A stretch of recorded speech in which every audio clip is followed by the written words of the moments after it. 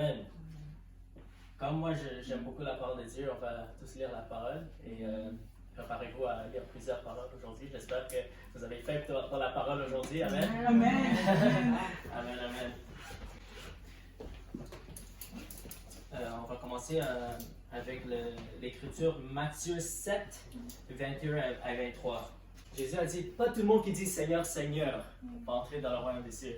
Pas tout le monde qui dit je suis chrétien va entrer dans le royaume des cieux. Pas tout le monde qui dit que je crois en Jésus va aller dans le royaume des cieux. Pas tout le monde qui dit que j'ai accepté Jésus comme mon Seigneur et Sauveur va entrer dans le royaume des cieux.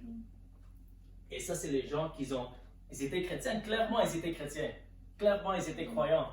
Clairement, ils ont fait des œuvres. Ils ont chassé les démons. Ils ont prophétisé. Mais ils ont été disqualifiés. Amen.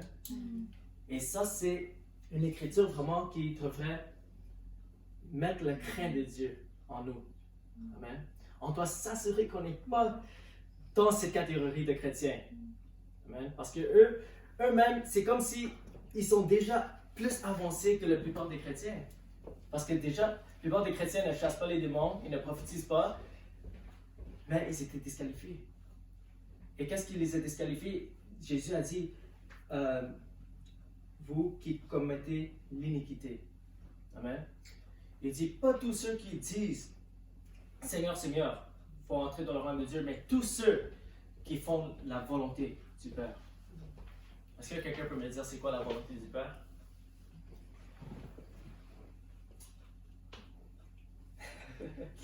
Cherchez d'abord le royaume des cieux. Amen. Cherchez d'abord le royaume des cieux, ouais. Quelqu'un d'autre? Parce que si Matthieu, non, la prière. Qu'est-ce que tu as dit, Cosette? La sanctification. Amen, amen. Amen. Sans la sanctification, tu ne peux voir le royaume des cieux. Amen. Et ça, c'est. En fait, la Bible nous dit c'est quoi la volonté du Père. Et on va lire 1 Thessaloniciens, chapitre 4, verset 1 à 8. Maintenant donc, frères et sœurs, vous avez appris de nous comment vous devez vous conduire et plaire à Dieu. De même, nous vous le demandons et nous vous y encourageons dans le Seigneur Jésus. Progressez encore. Vous savez en effet quelles instructions nous vous avons données de la part du Seigneur Jésus. Ce que Dieu veut, c'est votre progression dans la sainteté. C'est que vous vous absteniez de l'immoralité sexuelle. C'est que chacun de vous sache garder son corps dans la consécration et la dignité, sans le livrer à la passion du désir comme les membres des autres peuples qui ne connaissent pas Dieu. C'est que personne dans ce domaine ne fasse de tort à son frère ou ne porte atteinte à ses droits, parce que le Seigneur fait justice de tous ses actes, comme nous vous l'avons déjà dit et attesté. En effet, Dieu ne nous a pas appelés à l'impureté, mais à la consécration. Celui donc qui rejette ses instructions ne rejette pas un homme, mais Dieu, qui vous a aussi donné son Saint-Esprit. Amen. Amen. Alors, je pense que c'est assez clair. C'est quoi la volonté de Dieu? Amen. C'est la sanctification. Et comme Claudia a dit, la Bible dit que rechercher la paix et la sanctification, sans avec laquelle on verrait Dieu. Amen. Sans la sanctification, on ne va pas voir Dieu.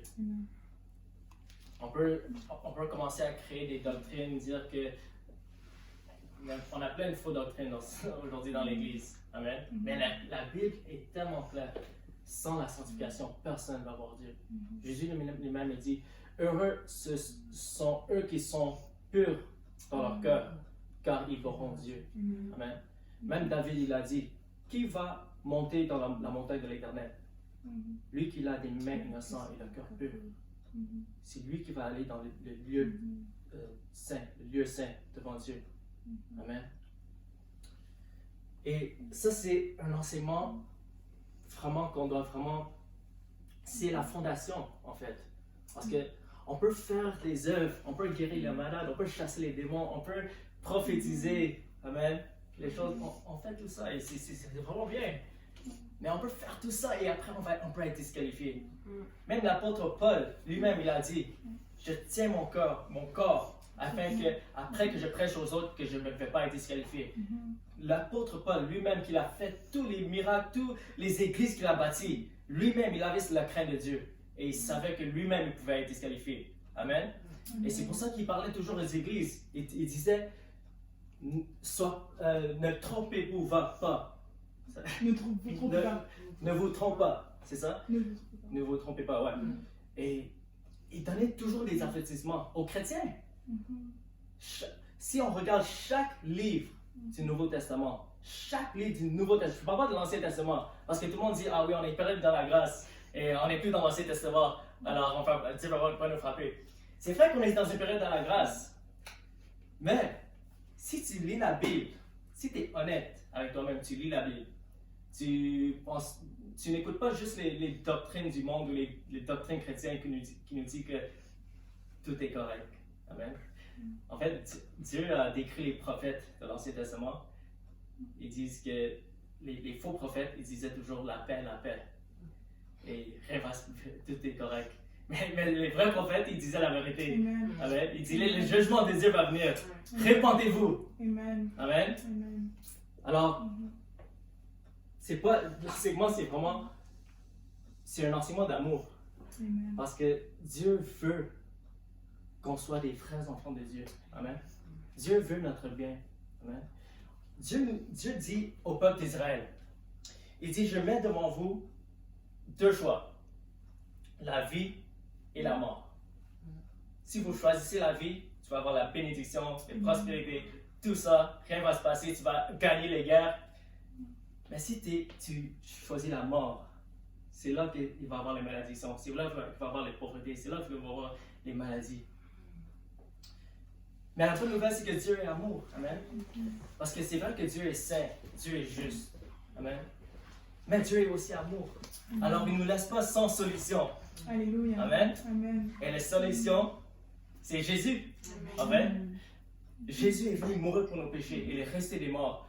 Le travail dans la croix, ça montre la sainteté de Dieu. Amen. La sainteté de Dieu et l'amour de Dieu. Amen. Parce que Dieu est tellement saint qu'il ne peut pas laisser le péché sans punition. La Bible dit qu'il ne peut pas laisser les coupables sans être jugés. C'est pour ça qu'il fallait qu'il juge Jésus à la croix. Amen. Mais le fait que Jésus est mort pour nous à la croix, ça ne veut pas dire qu'on peut faire n'importe quoi maintenant. Non. Amen. On doit se repentir. La Bible dit, répands-toi. Change ta vie. Détourne-toi de tes péchés. Et suis Jésus avec tout ton cœur. Amen. La Bible dit que la miséricorde, la compassion de Dieu est disponible tous les jours. En fait, Dieu est tellement miséricorde. Il a même dit à Pierre. Pierre a demandé à Jésus combien de fois que je dois pardonner mon frère. Il a dit 7 fois 60. C'est quoi 70? 7 fois 77 fois. Amen. Dans une journée. Est-ce que tu peux imaginer ça? Quelqu'un te frappe au jour, tu dois le pardonner. Il te demande pardon. Il revient 2 secondes après, il te frappe encore. Et il continue à te demander pardon. Est-ce que tu seras capable de les pardonner? Mais c'est ça le miséricorde de Dieu. Amen. Alors, en fait, je ne veux pas amener un message de condamnation. Parce que Dieu est amour. Amen. Il dit que si on confesse nos péchés, il est juste pour nous pardonner et nous purifier de toute iniquité. Tout ce qu'il se demande, c'est la repentance. Amen. On doit reconnaître son sainteté. Parce que si on ne reconnaît pas qui il est, on ne va pas réellement se repentir. Amen. On doit avoir la crainte de Dieu. Jésus lui-même, il a parlé de l'enfer plus que le paradis. Jésus lui-même, il était la personne qui a parlé le plus de l'enfer que tous les prophètes. On ne peut pas le négliger. Amen. On ne peut pas négliger la réalité de l'enfer. Et c'est pour ça qu'on est en mission. C'est pour ça que Jésus nous a dit, va prêcher l'évangile. Gagne les âmes. Amen. On doit se préparer pour l'éternité. Amen. Même si on est chrétien, même si on est sauvé. La Bible dit de travailler ton salut avec crainte et tremblement. Amen. Alors, maintenant, c'est quoi la deuxième clé pour préparer pour l'éternité? La première clé, on a parlé de la sanctification. Amen. Et la deuxième clé, est-ce que quelqu'un peut deviner ou... L'amour entre frères et sœurs, la charité. Amen. Aime ton prochain comme Jésus t'a aimé. Amen. Quelqu'un d'autre? Et d'obéir à sa parole. Amen. Amen. C'est tous les bonnes réponses. Amen. Dieu nous parle aujourd'hui. Amen. Alors, on va tous tourner à Matthieu 25, 31 à 46. Matthieu 25, 31 à 46. Alors, dans ce parabole, on voit comment, dans la fin des temps, comment Jésus va nous juger. Il va séparer les prébis avec les boucs. Les boucs, c'est ça? Ouais. Et la seule différence entre les deux, c'est que un a fait des choses pour... Ils ont aimé les gens par leur action, en fait. Ils ont aidé les pauvres, ils ont aidé les prisonniers, ils ont aidé les malades. Et à cause de ces bonnes œuvres, Jésus les a acceptés. Les boucs, ils étaient disqualifiés. Pourquoi? Parce qu'ils n'ont rien fait pour les autres. Ils n'ont pas aidé les pauvres, ils n'ont pas visité les hôpitaux, ils n'ont pas allé en prison.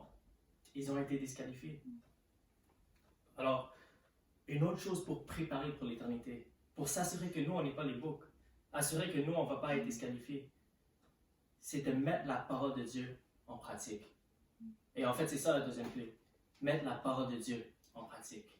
Parce que Jésus a dit, le plus grand commandement, c'est quoi?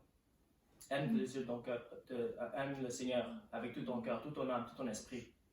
Et le deuxième, c'est quoi? Aime ton prochain comme toi-même. Et Jésus nous a donné le clé comment aimer. Il a dit,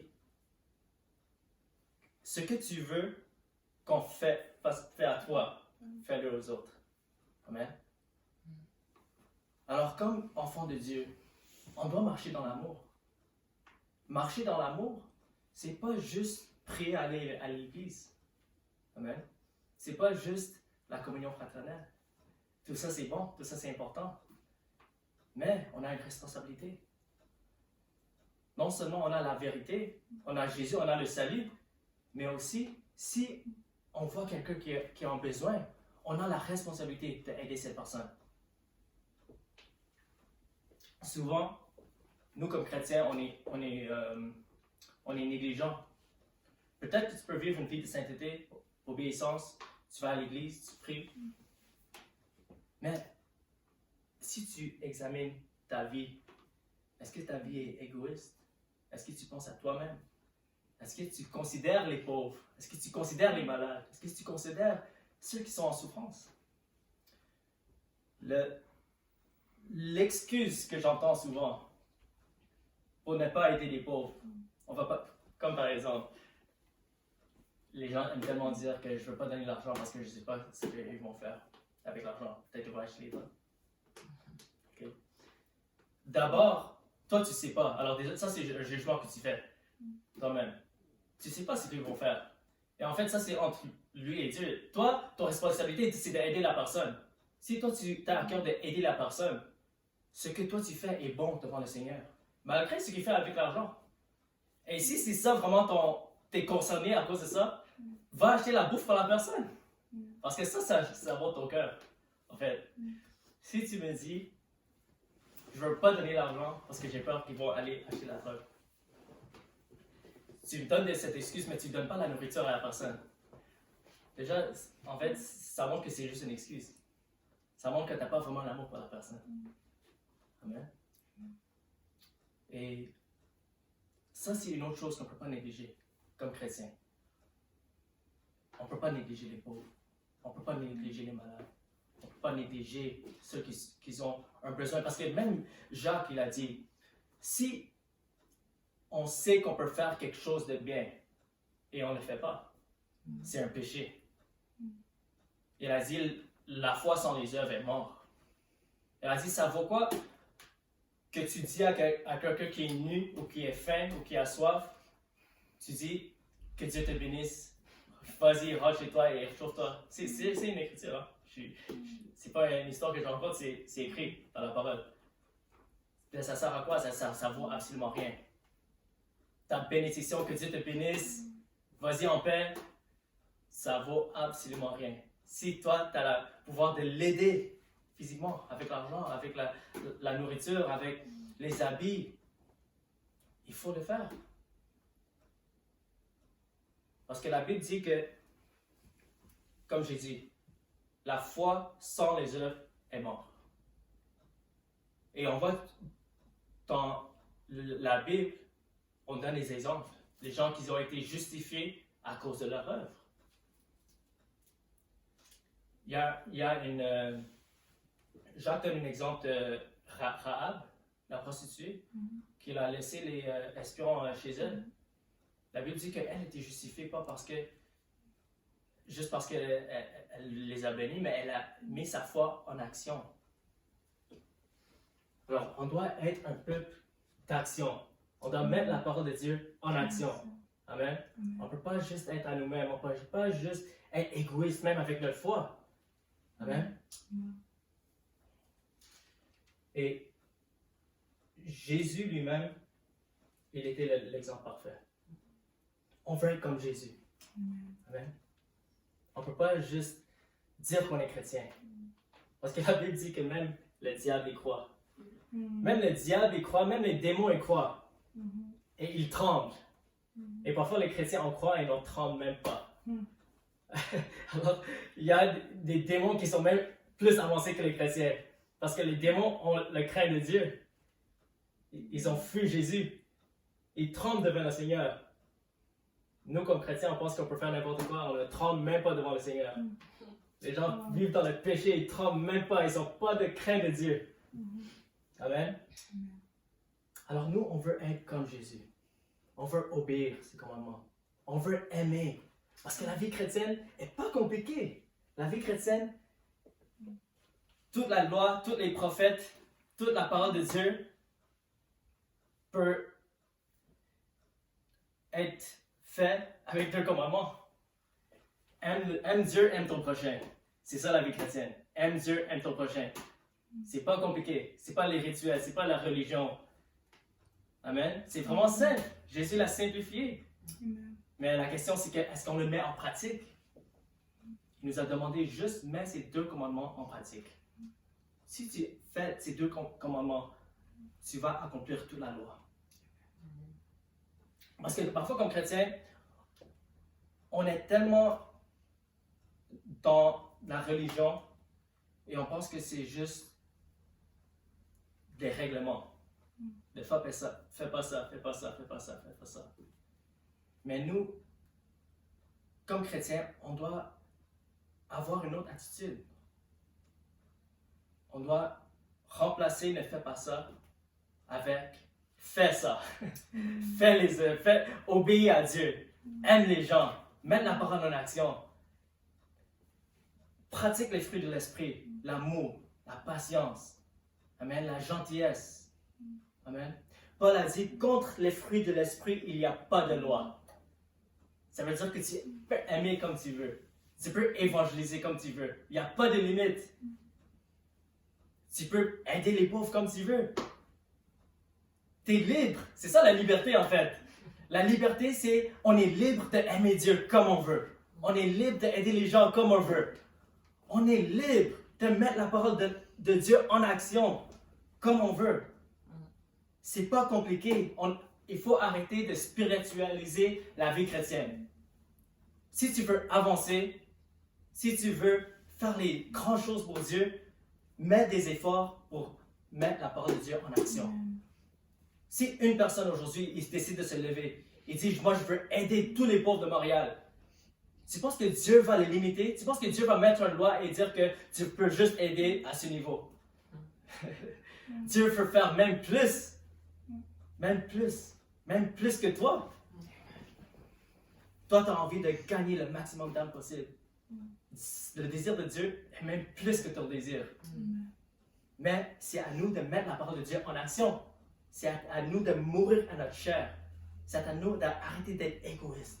C'est à nous de penser à les intérêts des autres au lieu de nos propres intérêts. Amen. L'apôtre Paul a dit, ce n'est plus moi qui vis, c'est Jésus-Christ. Je suis crucifié avec Christ.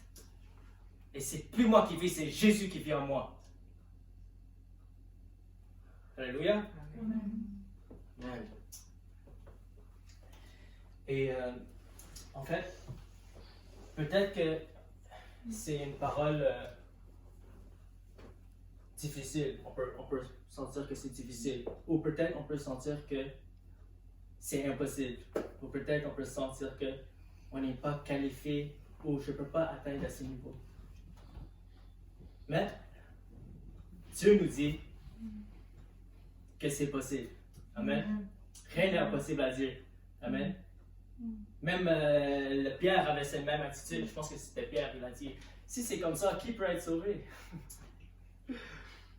Jésus a dit, ce qui est ainsi possible aux hommes est possible à Dieu. Amen. Et avant de finir, je vais vous donner les clés pratiques. Parce que je pense qu'on sait déjà. C'est le message que je partage. On le sait déjà. Amen. On sait déjà. On doit préparer pour l'éternité. On doit aimer Dieu. On doit aimer notre prochain. On doit être prêt pour le retour de Jésus. Mais la Bible nous dit exactement comment le faire. C'est quoi les clés? Ou le secret? C'est pas un secret. Est-ce que vous voulez savoir c'est quoi? Le secret.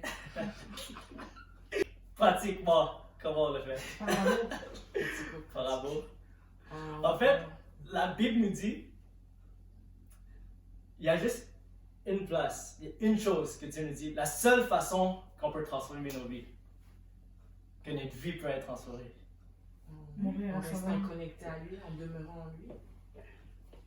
On va lire la parole. Romains 12. Romains 12, 1 à 2. Je vous exhorte donc, frères, par les compassions de Dieu, à offrir vos corps comme un sacrifice vivant, saint, agréable à Dieu, ce qui sera de votre part un culte raisonnable. Ne vous conformez pas au siècle présent, mais soyez transformés par le renouvellement de l'intelligence, afin que vous discerniez quelle est la volonté de Dieu, ce qui est bon, agréable et parfait. Amen. Alors voilà la clé.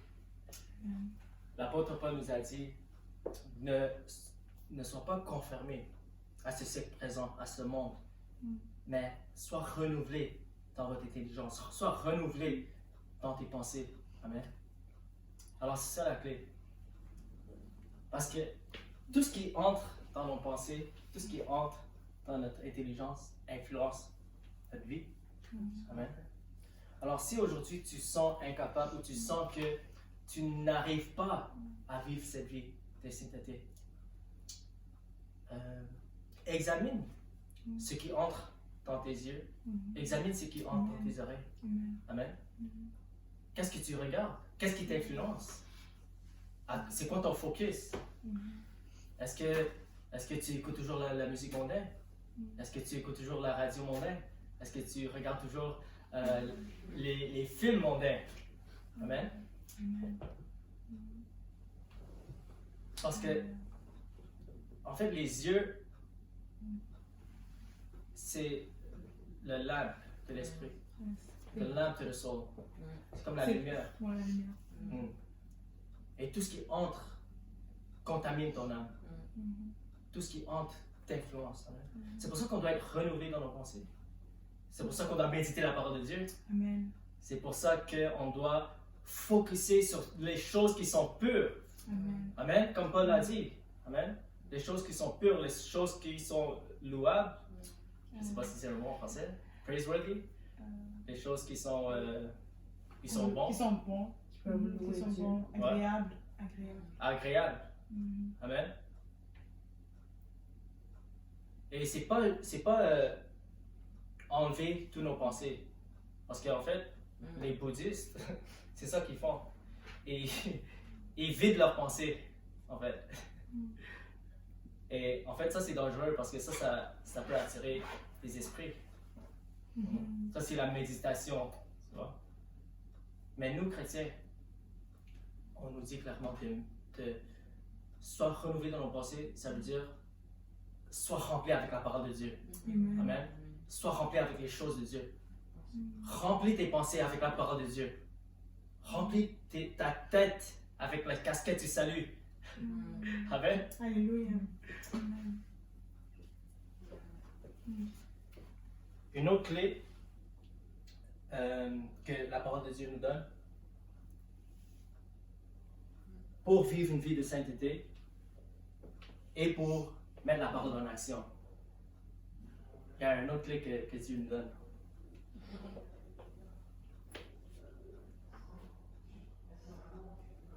Vous voulez savoir c'est quoi? On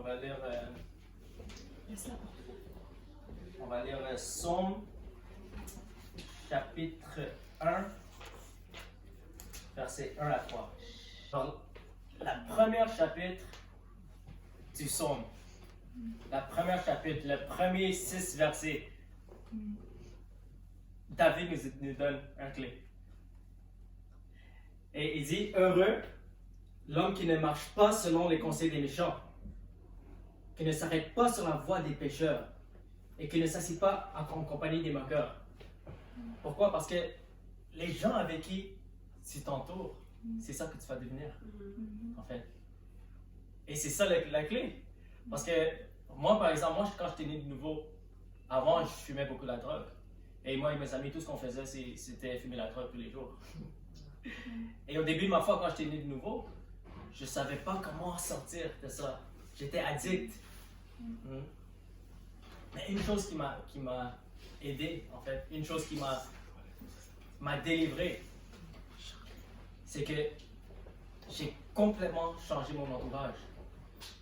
Et quand je suis devenu chrétien et je cherchais la sainteté, je cherchais l'obéissance, tout d'un coup, les autres personnes avec qui je traînais avant, j'avais rien en commun avec eux. Même eux, tout ce qu'on faisait, c'était les bêtises ensemble. Alors, ils ne voulaient même pas être avec moi. Même, c'était un peu plus facile pour moi aussi parce que on n'avait rien en commun quand je suis devenu chrétien. Et à cause du fait que mon entourage a changé, je me suis entouré avec les chrétiens, les croyants, les gens qui aimaient Jésus. Ça a complètement changé ma vie. Parce qu'il y a quelqu'un qui dit que si tu regardes les 5 personnes, les 5 plus proches de toi, c'est ça que tu vas devenir dans 5 ans. Amen. Amen. Ouais. Alléluia. Alors ça, c'est absolument essentiel. Si tu veux aimer Dieu, si tu veux mettre la parole de Dieu en pratique, entoure-toi avec les gens qui aiment Dieu, qui mettent la parole de Dieu en pratique. Amen. Amen.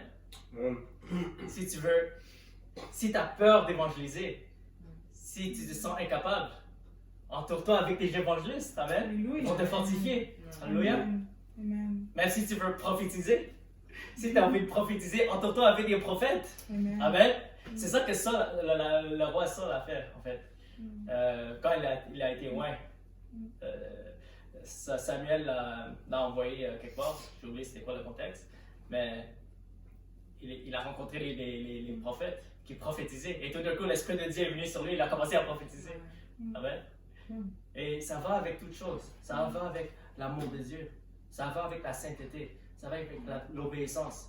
Si tu t'entoures avec les gens qui vivent dans la sainteté, qui vivent dans l'obéissance, qui mettent la parole de Dieu en pratique, ça n'a pas de choix de t'influencer. Amen. Et il y a aussi l'autre côté. Si tu veux devenir un addict, entoure-toi avec des addicts. Si tu veux devenir impudique, entoure-toi avec des impudiques. Les personnes avec qui tu t'entoures, c'est ça que tu vas devenir. Amen. Amen.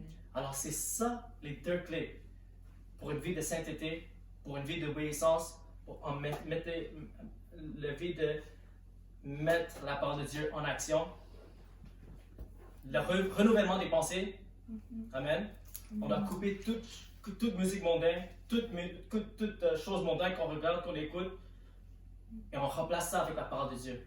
Amen. Avec la louange, avec les prédications, même la rap chrétien si tu veux. Toutes les choses qui vont renouveler nos pensées, c'est ça qui va changer notre vie. Amen.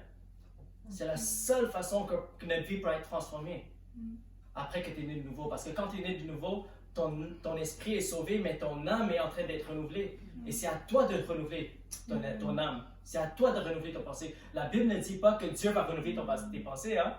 Parfois, on prie que Dieu renouvelle mes pensées. Mais la parole de Dieu dit, toi, renouvelle tes pensées. Même la parole de Dieu dit que toi, purifie toi-même. Amen. Parce que on est en relation avec Dieu. Amen. On n'est pas contrôlé comme des robots. C'est une relation, c'est comme ça que Dieu voulait, parce que c'est pour ça qu'il nous a donné le free will. Le arbitre. Ouais, le arbitre.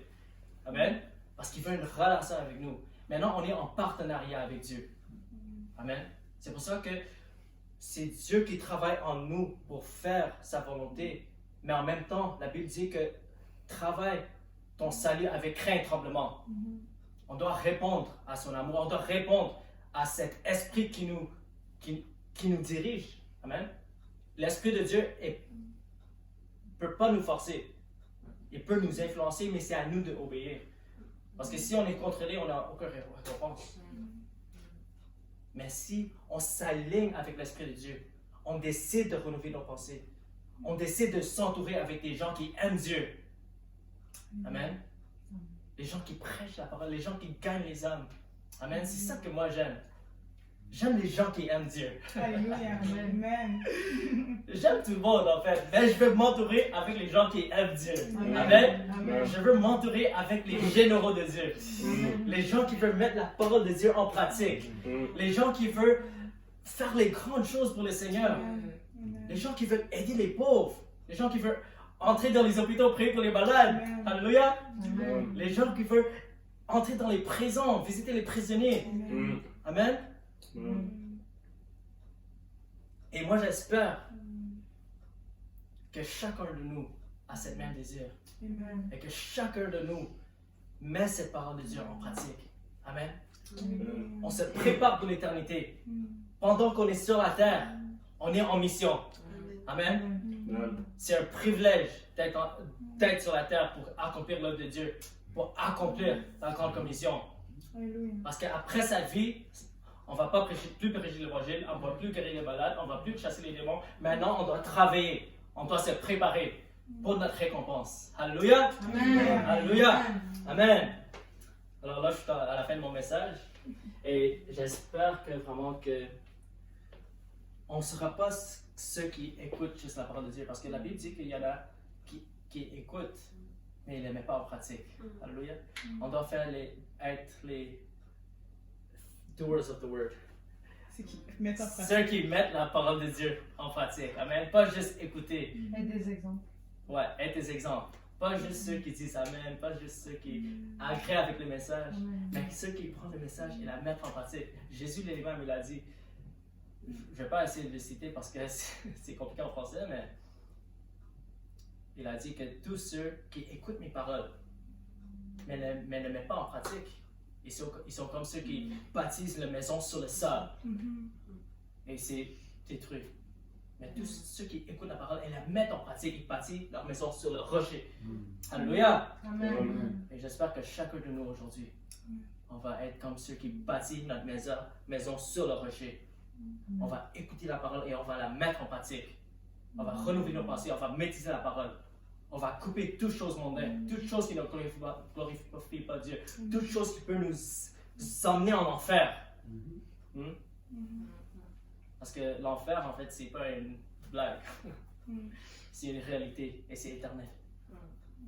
Et pendant tant qu'on est ici, on se prépare pour ce jour où on va se tenir devant Dieu, le roi des rois, le Tout-Puissant, le Dieu saint, le Dieu juste.